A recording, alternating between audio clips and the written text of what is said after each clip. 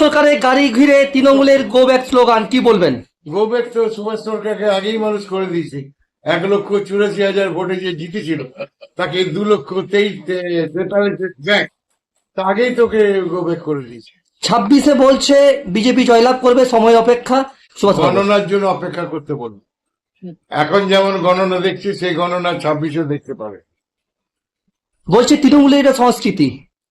তৃণমূলের সংস্কৃতি বলেই তো মানুষ ভোট দেয়। বিজেপির অপর সংস্কৃতি, তৃণমূলের সংস্কৃতি।